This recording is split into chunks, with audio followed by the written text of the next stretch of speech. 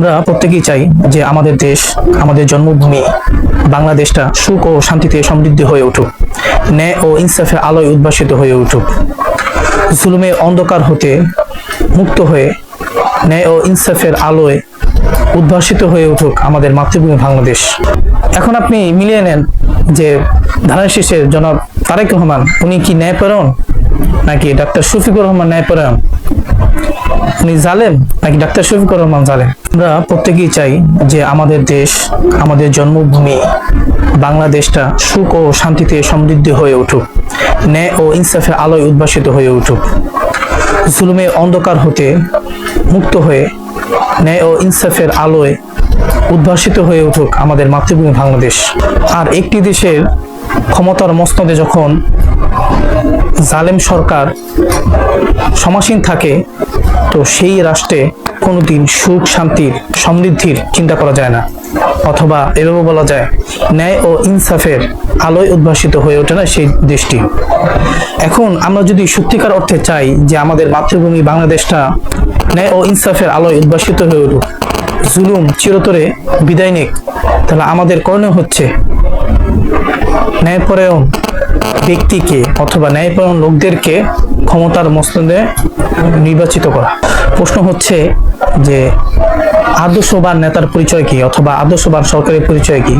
সুপ্রিয় দর্শক, যার ভিতরে এই সকল গুণাবলী পাবেন, যেগুলো কথা আমি এখনই বলতেছি, তো সেই গুণাবলী যার ভিতরে পাবেন, মনে করবেন সেই হচ্ছে আদর্শবান ব্যক্তি, আদর্শবান নেতা এবং আদর্শবান সরকার। তো একজন লোক বা একজন আদর্শবান সরকারের বা ব্যক্তির যে সমস্ত গুণাবলী থাকা দরকার, তার মধ্যে 9টি গুণাবলীর কথা আপনাদের সামনে তুলে ধরবো।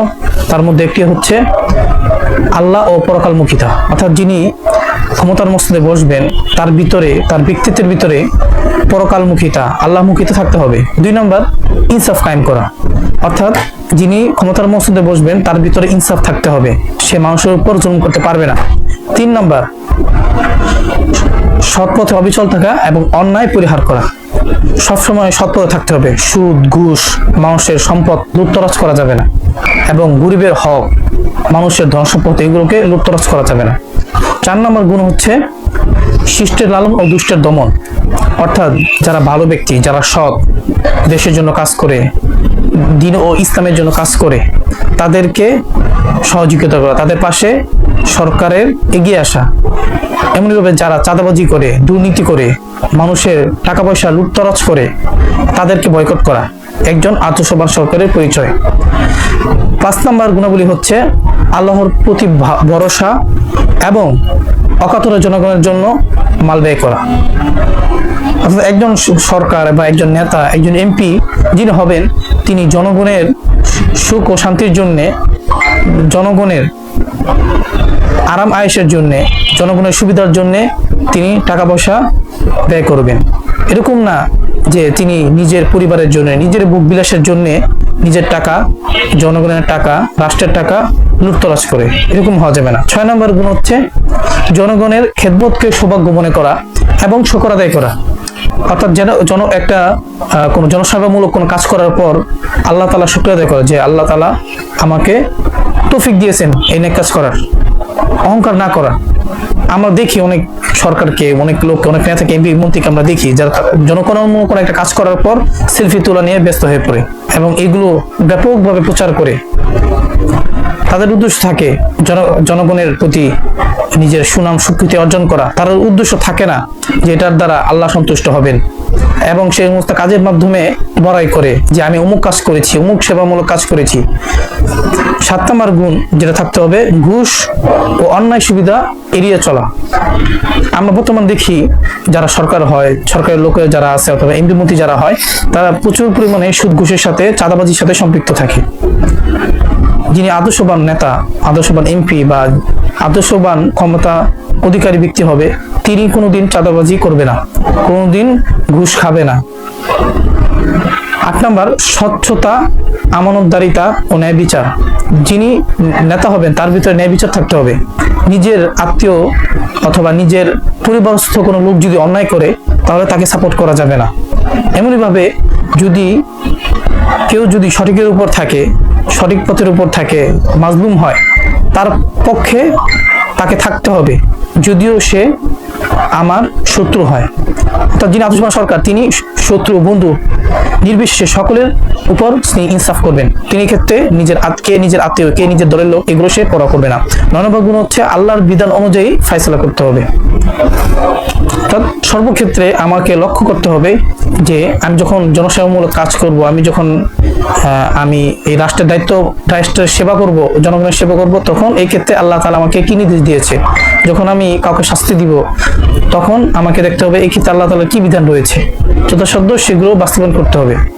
এই গুণাবলী আপনি যার ভিতরে পাবেন, বুঝবেন তিনি হচ্ছেন ন্যায় পরায়ণ এবং আদর্শবান শাসক।